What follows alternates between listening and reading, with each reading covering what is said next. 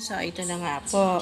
Yan, may bago na naman po tayong lagayan ng bigas. Yan, di ba? Akala nyo rice cooker, no? Pag titignan nyo, akala nyo rice cooker. Pero, rice dispenser po ito. Yan.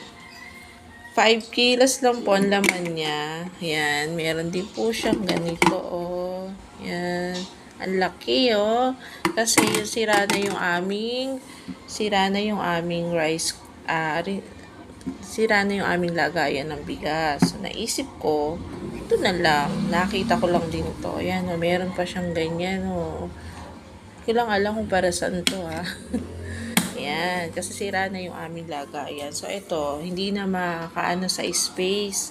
O, di ba maganda? Hindi na kayo, ay, saan nyo siya ilagay? Kasi hindi siya nakakaano ng space. Ganyan lang siya, o. Ganyan, o. Ayan, ay! Ganyan lang siya. Tapos, sasara mo lang uli, o, di ba? Hindi siya, ano.